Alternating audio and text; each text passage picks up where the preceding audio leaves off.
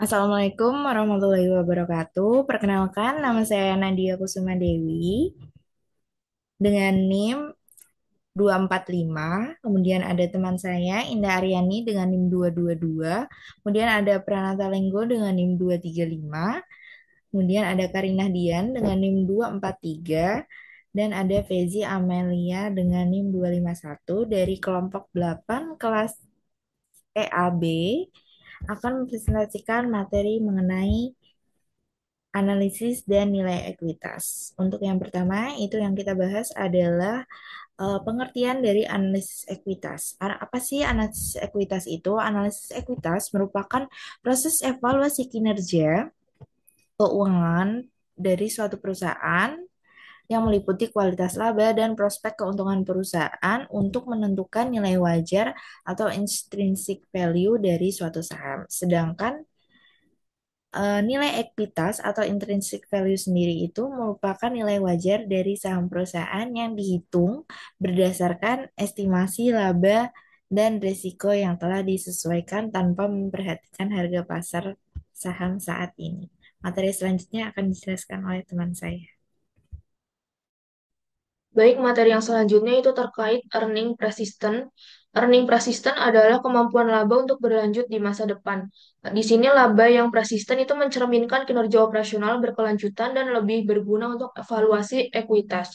Ada dua jenis laba. Yang pertama ada requiring atau berulang, yaitu berasal dari aktivitas utama perusahaan bersifat stabil dan memiliki persistensi tinggi. Yang kedua itu ada non-requiring atau tidak berulang. Artinya berasal dari kejadian luar biasa atau tidak rutin dan bersifat sementara dan perlu disesuaikan dalam analisis. Nah, laba dianggap resisten itu jika stabil dari waktu ke waktu, tidak dipengaruhi perubahan kebijakan akuntansi, dan bebas dari komponen satu kali atau non-operasional. Selanjutnya, materi akan dijelaskan oleh teman saya.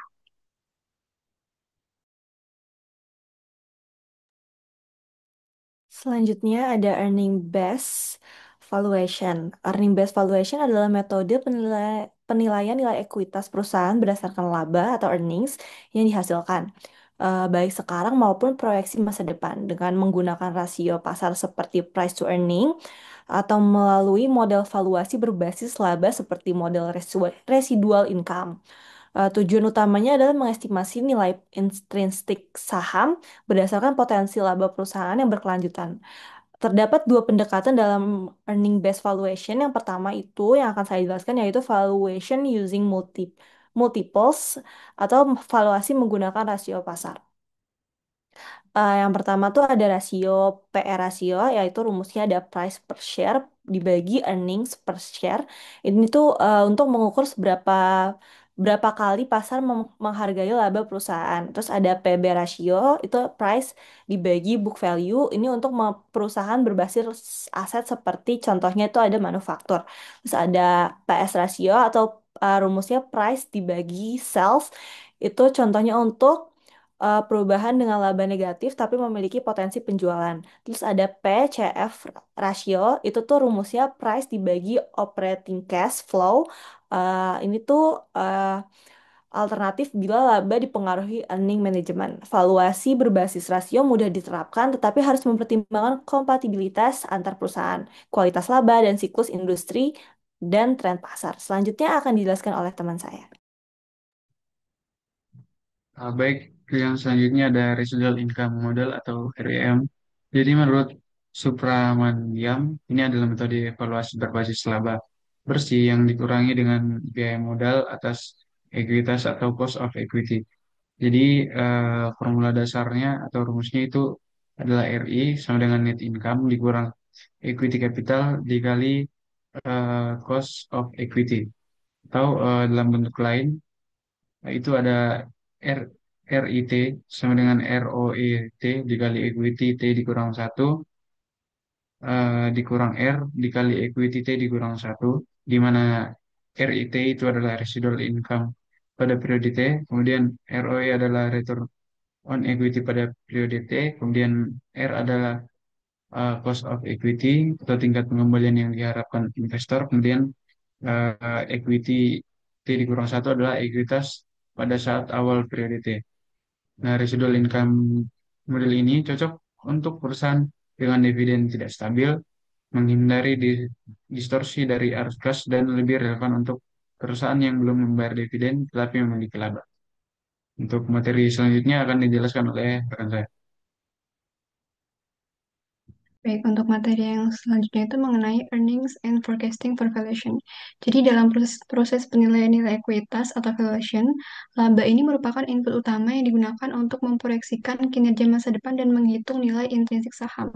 Nah, forecasting earning ini berarti mengestimasikan laba perusahaan di masa depan berdasarkan kinerja historis, kondisi ekonomi, strategi bisnis, dan informasi akuntansi lainnya. Nah, di sini ada langkah-langkah dari earning forecasting untuk valuasi. Yang pertama itu menganalisis kinerja historis. Jadi di sini itu meninjau tren laba, penjualan, margin, dan profitabilitas. Nah, analisis ini bertujuan untuk mengetahui apakah kinerja ini stabil, meningkat, atau menurun, dan menjadi dasar dalam penyusunan asumsi pertumbuhan ke depan. Lalu langkah yang kedua yaitu menyesuaikan laba atau adjust earning. Di sini itu menghilangkan post non-recurring atau tidak operasional. Nah, tujuan dari langkah ini adalah untuk menghasilkan sustainable earnings atau laba berulang yang mencerminkan daya hasil perusahaan yang sebenarnya. Lalu langkah yang ketiga itu memproyeksi komponen utama. Di sini itu memprediksi penjualan, biaya, pajak, dan pertumbuhan aset untuk menyusun laporan laba rugi. Lalu langkah yang keempat itu mengestimasi laba bersih masa depan. Jadi berdasarkan tren historis dan asumsi realistis untuk menghasilkan angka laba yang realistis dan dapat digunakan untuk valuasi. Lalu untuk langkah yang terakhir itu adalah digunakan dalam model valuasi. Jadi di sini tuh menerapkan ke dalam model RIM, DCF, atau PE untuk hitung nilai saham. Nah, langkah ini tuh bertujuan untuk menentukan apakah harga saham pasar pada saat ini tuh under value atau over value. Baik, sekian presentasi dari kelompok kami. Apabila ada kesalahan, mohon dimaafkan. Wassalamualaikum warahmatullahi wabarakatuh.